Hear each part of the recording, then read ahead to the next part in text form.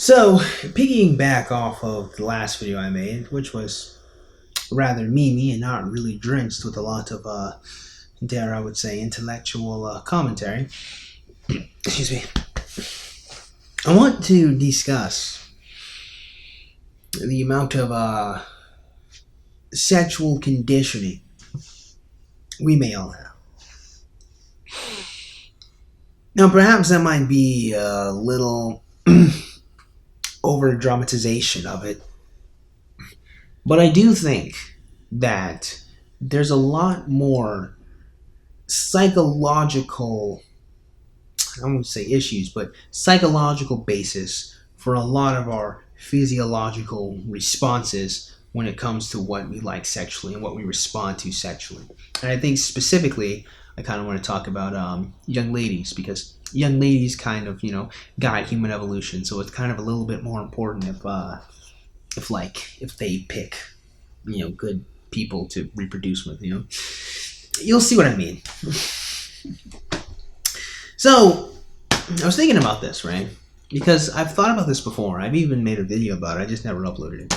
But I was thinking about our conditioning, and just how much of it is influencing us sexually, right? How much is it influencing like what we want out of our partners and the people we choose to date and the people we reject and choose not to date, I of course think about this when I watch incel commentary, and I think about this a lot when I think about the concept of hypergamy, because hypergamy is actually a rather interesting concept. The more you think about it, I even think about this when it comes to hypergamy, because even hypergamy is a rather interesting concept, a conversation to have. I've been thinking about that a little bit more, and I honestly think that our young AFAB idiot here actually kind of stumbled upon the solution to a lot of our problems here when it comes to dating between men and women.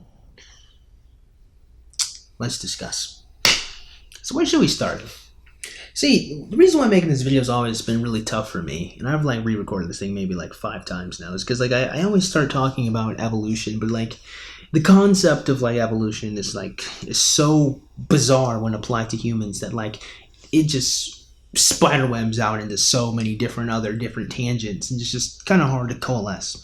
So what I really kind of want to try to do is try to focus in and be a little bit like a laser pointer, and just kind of talk about the clear and obvious truth that humans, psychological biases, you could say, or psychological thoughts, feelings, and whatnot, has a clear and obvious physiological response and physiological tales on us. The way we think has an effect on how we feel. The way we think has an effect on what turns us on sexually. And this is a clear, proven fact, okay? I don't have a lot of scientific peer-reviewed evidence here. I just have to have you guys trust bloody reality. In fact, we can prove this to be the case so consistently that having a scientific study about it would be a little stupid. It would be a little unnecessary. It'd be like trying to have a scientific study on, do humans need to breathe air,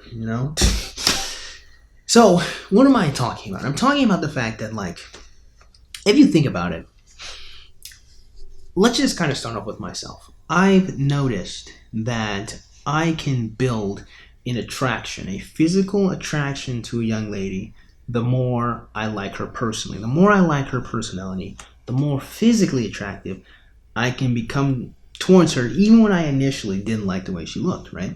Which is interesting, right? Because if there is no real control, if we humans are but slaves to what we are, our preferences, we are slaves to what we desire, we're slaves and we just want what we want and there's no connection to it, how is it possible for me to be able to psychologically affect my body physiologically, to where psychologically, the more I enjoy my time with this woman, the more I wish, the more my body itself responds with me wishing to have sex with her? How is that possible if we are simply slaves to our desires? Wouldn't it be that only the individuals we immediately find attractive are the only people that we ever are sexually attracted to forever? But then that would also wager a very interesting question, wouldn't it? If it is true that we just are naturally designed to just instantly be physically attracted to human beings, how is it possible for us to lose attractions then based on the behaviors of other people? Now, for young ladies, this does not oftentimes seem to be the case, which we'll get to. But for a lot of young men, I've noticed that the less moral character young ladies have, the less attractive they end up being, especially for me, myself. I have seen it in some women before, but it's just, it doesn't, a lot of ladies, the cost-benefit analysis, which again, we'll get to, still leans on them wishing to engage sexually with someone despite the fact that consciously they see this is terrible, this is really, really bad. Now, this conversation doesn't mean that you can't physiologically respond to something in spite of the way you feel. As in, you can consciously think that something is awful and terrible, and your body still reacts positively to it. That, of course, can still happen. It isn't to say that one rules the other entirely. But I want to highlight the fact that there has to be a clear and obvious connection. And we can see that there's a clear and obvious connection here when we look at sexual kinks and sexual fetishes. How is it possible that a mechanization which is used to clone organisms somehow can get you sexually activated by objects that have nothing to do with that desire? How is it that people can get turned on by feet if there is not some type of psychological conditioning that associates the feeling of being sexually turned on, or horny as one would say, with feet, with bondage, you would say, with being tied up, right? With being whipped, with all the different types of aspects of BDSM, with daddy little girl type of thing. We can go even one step further. We can go one step deeper. We can go even darker with this. If it isn't the case that our psychological mind can have an effect on our physiological body, how is it possible that individuals who have been sexually assaulted can then find themselves being turned on by those actions that happen to them during their sexual assault? Now again, this kind of goes back to what I was saying earlier. Sometimes your body could physiologically respond to something despite the fact that your mind consciously dislikes it. Saying that if a woman were to be graped at some point in time, she finds her body starts to lubricate, right? Of course, I'm doing this for the YouTube censors, but you guys all get my point, right? This, of course, can still happen. But that being said, if that can't happen, then that would mean that that sexual assault has created a recalibration in that woman's mind, and now she finds herself being sexually turned on by acts of being raped instead of normal vanilla sex, which is actually very common in a lot of individuals that have, been sexually assaulted in that manner. So, again, that's the darker, worst aspects of what I'm talking about when it comes to sexual conditioning and our psychological thoughts. But I actually do still think there's a ray of hope despite being that dark, which you'll see if you bear with me. The point that I kind of wanted to make here is the fact that I think it's inescapable, so much so that I find it interesting that someone would even argue the contrary here, that the way we think does indeed have an effect on the way we feel. That should be clear, that should be obvious. And yet, lots of people, especially young ladies, like to say that what they're attracted to sexually is set in stone, it's done, it's just my preference, I can't change it, I can't do anything about it. But we know that just clearly can't be the case based on what I've said. If you can develop a sexual kink at some point in time, that means the way you feel about something is subjective to change, my friend. If you can be assaulted and deal with this trauma and then be turned, it means that you can change. It's clear and obvious. And for the more positive things, I don't think that I am the chosen one. I really don't. Maybe I am. But if I can originally not find a woman to be attractive, and through learning about her and talking to her and engaging with her more, find myself changing how I feel, then certainly it must be possible. Am I the chosen one? Am I the special man of destiny here to save us from on high? No, of course not. I'm just some nigga on the internet. It's not impossible. And so this is why I wanted to kind of broach this topic. I really wanted to talk about this stuff because I honestly think that the human mind is an incredibly powerful tool that people don't take advantage of. Let me take this one step further. I remember I don't remember. I think it was the FCAT. For those of you who don't live in Florida, it's the Florida Comprehension Assessment Test we used to take when we were younger. Maybe it was the ACT. Now that I think about it, I don't know. But I remember there was a scientist. I'm going to butcher the hell out of this, by the way. This is going to be butchered. There's a scientist who he had a bunch of dogs. I don't know why he had a bunch of dogs. He had a bunch of dogs, and he was feeding the dogs, right? And every time he fed the dog, he would ring a bell, right? So he'd ring the bell for his feeding time. The dogs would come into the cages, and he'd feed them. Well, he began to notice eventually that when he just rang the bell, the dogs would salivate, right? The dogs would salivate, obviously, in preparation to eat because they realized that the ringing of the bell meant that food was coming. This is clear. This is obvious. You don't need to think too hard about this. How a bell, the psychological hearing or the tinging of something that is not associated with food, can create the physiological response from the dogs of getting ready to eat food. The ringing of the bell is not the food. It's what it represents, that representation. This should be obvious. In fact, I'm sure lots of people should be all like, well, duh. Well, yeah. Our brains can be reconditioned with lots of external stimuli. If you guys all think that's obvious, consider the following and think really hard about this one, right? Why does a woman need somebody to make as much money as her or more? Think about it for a second.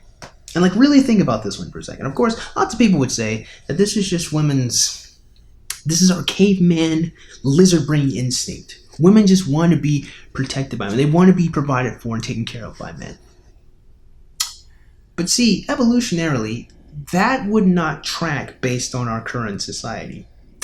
In fact, lots of people would say that as humans, we have not escaped our programming. That despite all the technology that we have, our brains did not catch up to it. Our instincts are still the same. We're still cavemen. We still feel this way. I always think that it's the most absurd thing ever. And it seems to be that people seem to have a fundamental misunderstanding of what the theory of evolution based on natural selection is. Because last time I checked, organisms are supposed to adapt to their current environment in order to survive and reproduce. Considering the fact that humans are not in a current environment where they need to be cavemen to go around and bashing other men to protect women, it doesn't make sense that women would still have that instinct, because that instinct wouldn't be cultivated, because that's not the environment that we're in.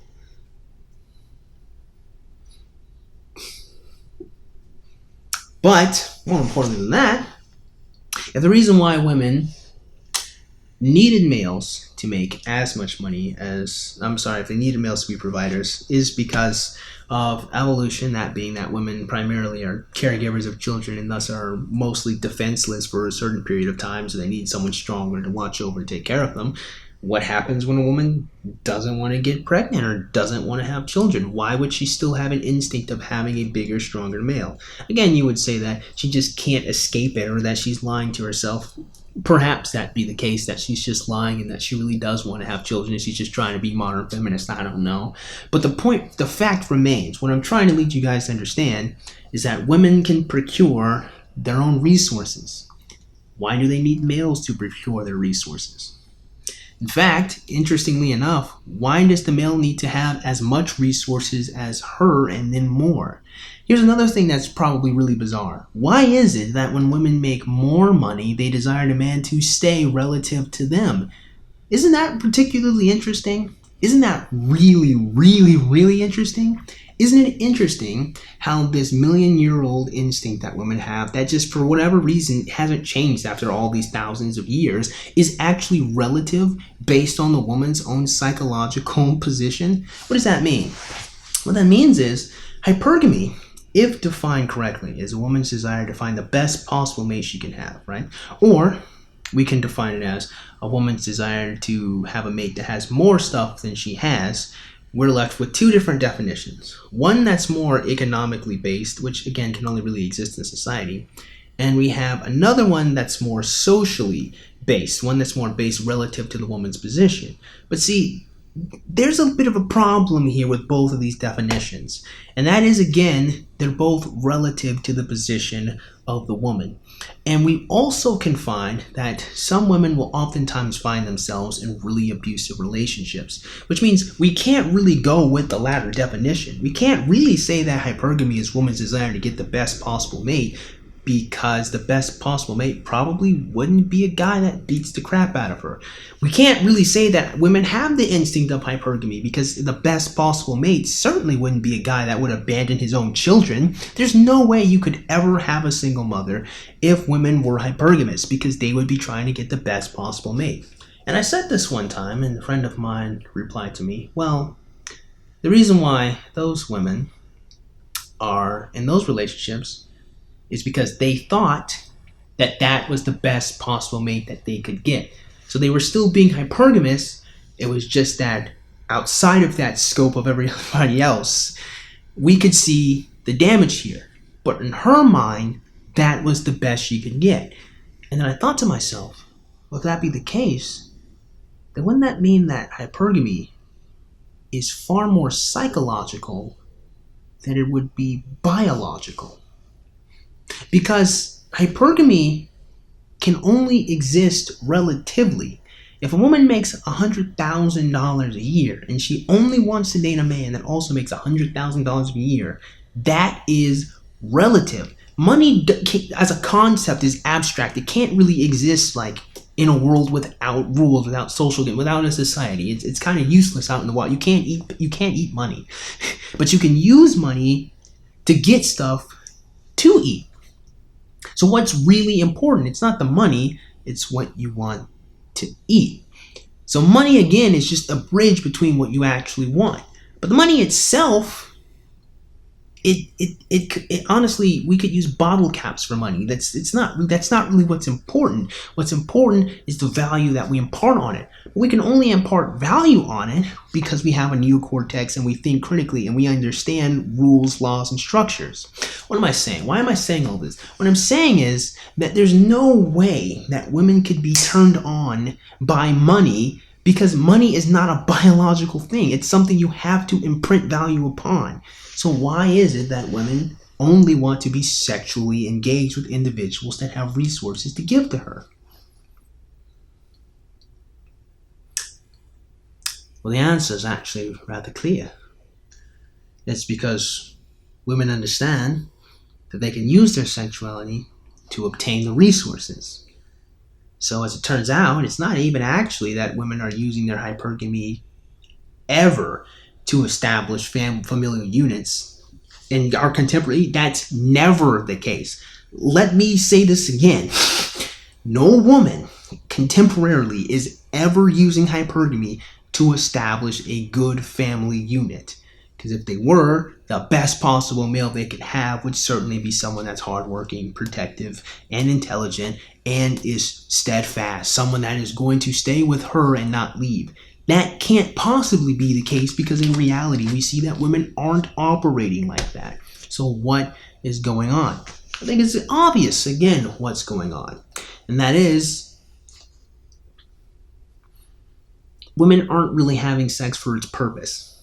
Now, I've said this before, and I'll probably have to continue to say it until I'm blue in the face, but I think one of the biggest issues we've always had is the fact, or at least currently, is that we've disconnected sexuality from its purpose, and its purpose is to make more people. When you disconnect it from its purpose, what really are you left with? You're just left with something that feels really good. And when you're left with just something that feels really good, you can start to manipulate it. You can start to play with it. You can start leveraging it. And then, more importantly than that, in our own discussions, not just leveraging it and manipulating it, but more important for our own current discussion, my friends, is the fact that the things that you would want when you're trying to make people just won't necessarily be the things that you want when you just want to enjoy the experience. When you want to make people, you're going to value someone that stays. If you just want the experience, or rather, not even just the experience, but you want to use this make people feel good thing to get more money, the things that you want are going to be people that have objects and money so you can use your sex to leverage and take those things.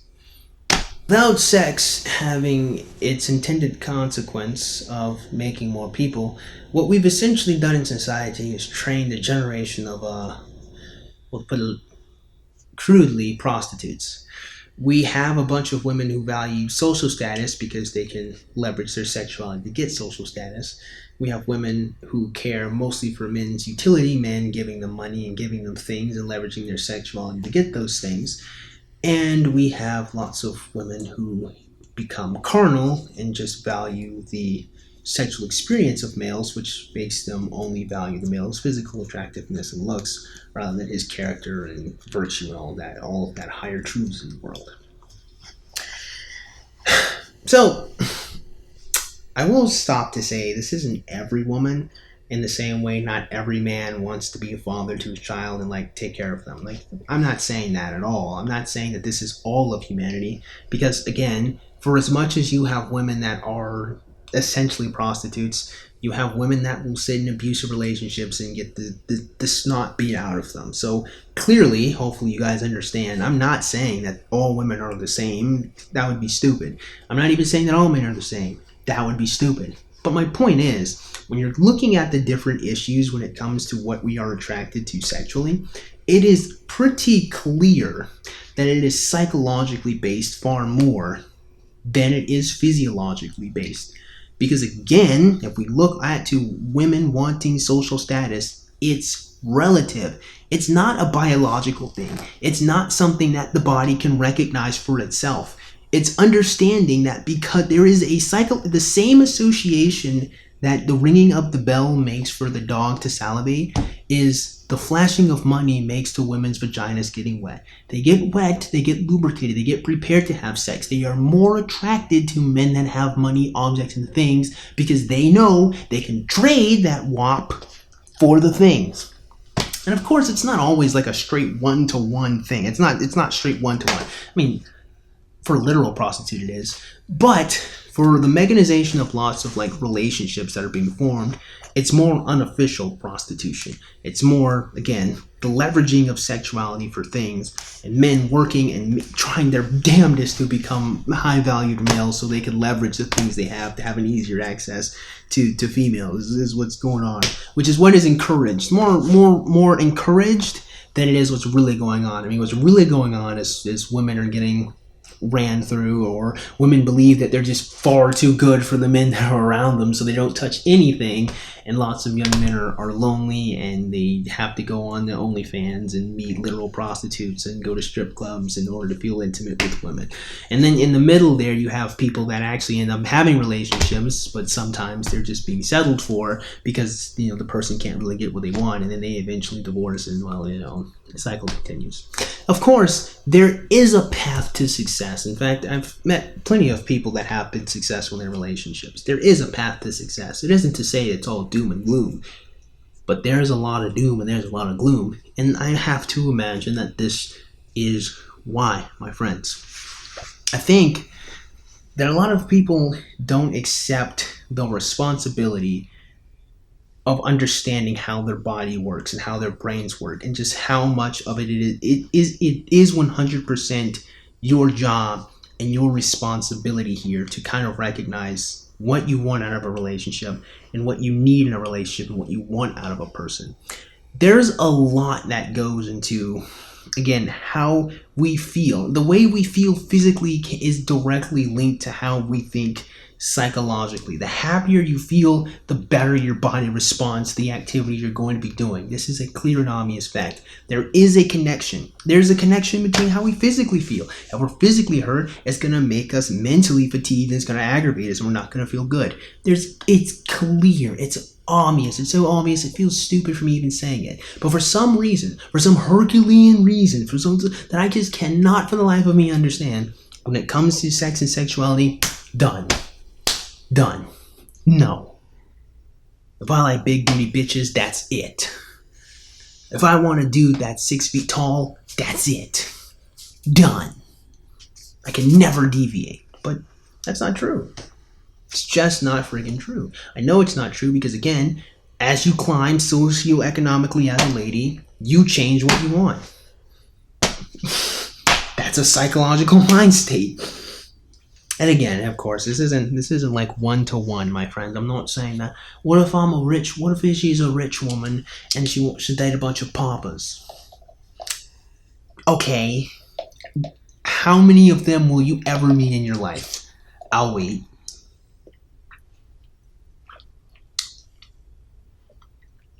Let's be real. How many rich CEO affluent ladies, how many Instagram models who are making thousands of dollars a week, how many of them are like, no, I want to date that fat, poor sumbitch over there? I'm waiting. I'm just wondering. I'm just, because they exist. They're somewhere. I'm just, where are they? Again, let's be fair, my friends. This, of course, does not apply to everyone. Of course, you can find outliers. Of course, not everyone is the same. Again, it's obvious. But the fact remains, there is a general trend of, honestly, not people trying to have relationships out of virtue, out of family creation, out of just a genuine respect for what a male is and what a female is. Most people, half the time don't even like each other when they date. There isn't a lot of that. What we have is an exchange or a power dynamic or a battle between one person trying to take something from another, or one person trying to obtain validation for obtaining the other person when they don't really actually like them.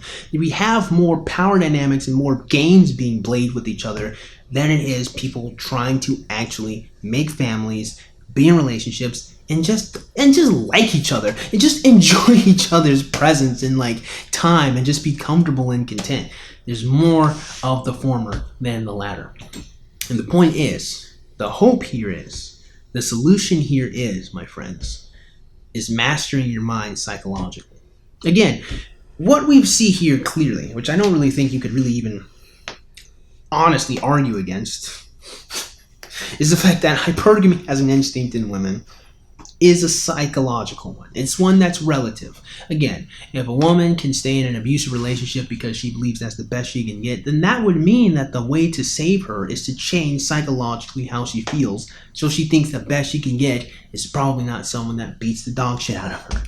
If hypergamy is a woman's desire to get the best man or to level up, to get more objects, then all she would have to do is recognize that money is a tool and she has enough objects, so she doesn't need the male, to give her more objects. What she needs the male for is to physically protect her in case something bad happens, or the male in order to make children so she can have a family. Think about this one for a second. If the whole instinct of hypergamy is supposed to exist so women can protect their children, why aren't the women that have the most resources having children then? A lot of the times it's because they're holding out so they can get a male that's on their level. But again, hypergamy would have satisfied that. They would be satisfied by their resources that they have. So the point that I'm making is that I don't think people have to be, at least, slaves to their passions. I do think that if we want to put in the effort, if we want to try, if the moment we recognize that we can do something, that we can change, we probably should. We should at least try. And honestly, I have to say, I don't think the way people are doing it now is working very well. So, may as well try something different. So that being said, I actually hope you guys got something out of today's video. You probably didn't, but if you did, man, go and click the like button. Make sure you go and click that subscribe button. Comment in the comment box below. As always, you guys have yourselves a great day. I'll see you cool cats soon. Adios.